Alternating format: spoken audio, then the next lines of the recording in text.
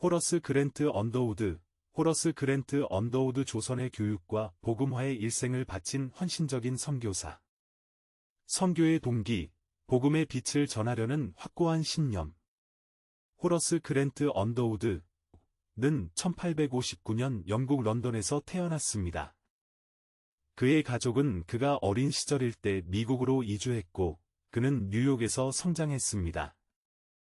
언더우드는 뉴욕 대학교와 뉴브런즈윅 신학교에서 수학했으며, 신학교를 졸업한 후 목사 안수를 받았습니다. 그는 어린 시절부터 깊은 신앙심을 가지고 있었으며, 특히 해외 선교에 대한 강한 열망이 있었습니다. 1880년대 초, 조선은 서양 세계의 문을 열기 시작했고, 이는 기독교 선교사들에게 새로운 기회를 제공했습니다. 당시 조선은 유교적 전통이 강하게 자리 잡고 있었으며, 기독교는 거의 알려져 있지 않았습니다. 정치적으로는 불안정했고, 경제적으로는 낙후되어 있었습니다. 백성들은 가난과 질병, 그리고 미신적 관행 속에서 고통받고 있었습니다. 언더우드는 이러한 조선의 상황을 접하며 깊은 연민을 느꼈고, 조선 백성들에게 복음을 전하고 교육을 통해 그들의 삶을 개선하고자 하는 강한 사명감을 갖게 되었습니다. 그는 나는 조선 백성들의 영적, 지적 빈곤을 보았고 그들에게 그리스도의 사랑과 지식의 빛을 전하는 것이 나의 소명임을 확신한다고 말했습니다. 그의 선교 동기는 단순히 종교적 개종을 넘어 조선 백성들의 전인적인 변화와 발전을 돕고자 하는 깊은 사랑에서 비롯되었습니다. 그는 교육과 의료, 그리고 사회개혁을 통해 조선 사회 전체를 변화시키고자 했습니다. 언더우드는 조선이 자주적으로 발전하고 근대화될 수 있도록 돕는 것이 진정한 선교의 의미라고 믿었습니다. 이러한 그의 비전은 훗날 한국 개신교의 중요한 정신적 기반이 되었습니다. 1884년, 언더우드는 미국 북장로교 해외 선교부로부터 조선 선교사로 임명을 받았습니다. 그는 26세의 젊은 나이였지만 조선 선교에 대한 확고한 신념과 열정으로 가득 차 있었습니다. 당시 조선은 서양인들에게 여전히 미지의 땅이었고 기독교에 대한 배타적인 태도가 강했습니다. 그럼에도 불구하고 언더우드는 주저없이 이 위험하고 불확실한 선교 여정을 시작했습니다. 그는 출발 전 일기에 나는 조선에서 죽을지도 모른다. 그러나 나는 두려워하지 않는다. 하나님께서 나와 함께 하시기 때문이다. 라고 기록했습니다. 이는 그의 깊은 신앙과 조선 선교에 대한 강한 헌신을 보여줍니다.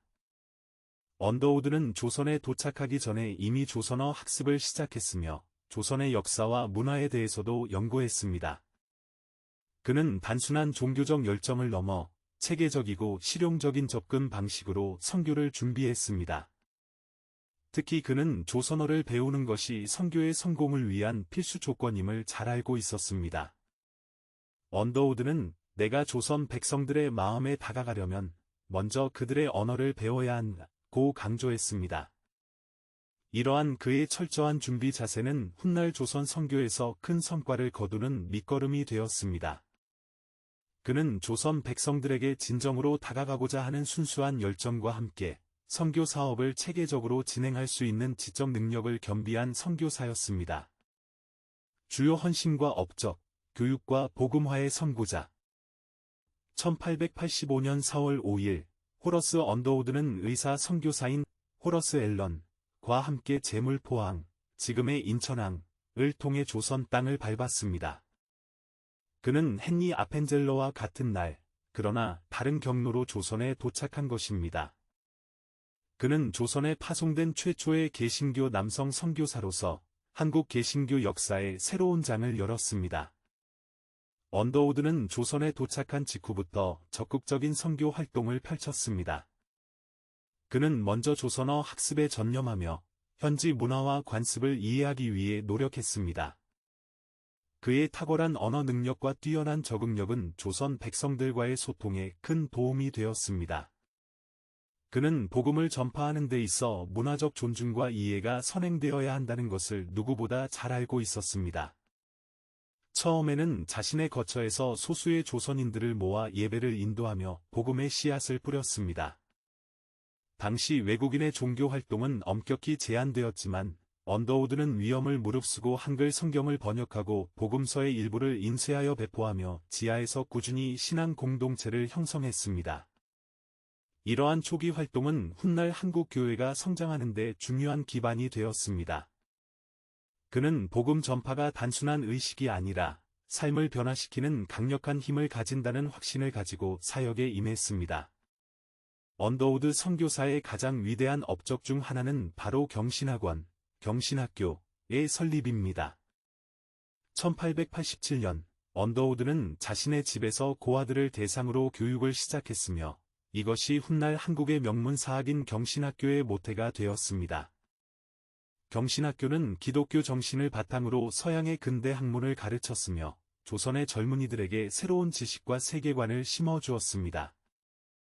언더우드는 학생들에게 영어, 지리, 역사, 과학 등 다양한 교과목을 가르치면서도 성경 교육을 통해 인성 교육에도 심혈을 기울였습니다. 그는 교육은 개인의 지적 성장을 넘어 인격을 함양하고 사회에 기여할 수 있는 지도자를 양성하는 과정이라고 믿었습니다. 경신학교는 훗날 이승만 대통령, 송진우, 조만식 선생 등 수많은 독립운동가와 사회 지도자들을 배출하며 조선의 근대화와 독립의 중요한 역할을 담당했습니다. 언더우드는 이 학교를 통해 조선의 미래를 이끌어갈 인재를 양성하는 데 주력했습니다. 이는 교육을 통한 민족의 부흥을 꿈꾸는 그의 깊은 비전이었습니다. 언더우드는 초기 한국 교회의 조직화와 성경 번역에 지대한 공헌을 했습니다. 1887년, 그는 한성 북부교회, 현 세문안교회를 설립했는데, 이는 한국 최초의 조직적인 개신교 교회였습니다. 세문안교회는 한국 장로교의 모교회로서 한국 개신교 역사에 지울 수 없는 큰 획을 그었습니다. 언더우드는 단순히 교회를 세우는 것을 넘어 조선인 교역자를 양성하고 교회 행정을 체계화하며 한국 교회의 자립적 성장을 위한 기틀을 마련했습니다. 또한 언더우드는 성경 번역 사업에도 열정적으로 참여했습니다. 그는 1887년에 설립된 상설성경 실행위원회에서 위원장을 맡아 본격적인 한글 성경 번역 작업에 착수했습니다. 이광현, 김명준, 서상윤 등 조선인 조력자들과 협력하여 1887년 누가복음과 요한복음 번역본을 출판했고 1910년에는 신약성경 전체를 완성했습니다. 이는 조선 백성들이 복음을 쉽게 접하고 이해하는 데 결정적인 역할을 했으며 한글의 대중화와 보급에도 크게 기여했습니다. 그의 노력은 한국 교회가 복음 위에 굳건히 설 수 있는 영적 토대가 되었습니다. 언더우드는 연희전문학교, 현 연세대학교 설립을 통해 고등교육 발전에도 결정적인 기여를 했습니다. 그는 조선의 미래가 고등교육을 통한 인재 양성에 달려 있음을 확신하고 1915년 연희전문학교를 설립하여 초대 교장에 취임했습니다. 연희전문학교는 당시 조선 최고의 고등교육기관으로 조선인 학생들에게 서구의 최신 학문과 기독교 정신을 교육했습니다. 이곳은 단순한 학문 탐구의 장을 넘어 독립운동의 요람이자 민족 정신을 함양하는 중요한 역할을 담당했습니다. 언더우드는 연희전문학교를 통해 조선인들이 서양 학문을 깊이 연구하고 국제적인 시야를 가질 수 있도록 독려했습니다. 그는 나는 이곳에서 조선의 미래 지도자들을 양성하고 싶다. 그들이 조국의 발전과 세계 평화에 기여할 수 있도록 돕는 것이 나의 마지막 사명이다 라고 말했습니다. 연희전문학교는 오늘날 세계적인 명문 대학인 연세대학교로 발전하여 언더우드의 교육 이념을 계승하며 한국 고등교육 발전에 기여하고 있습니다.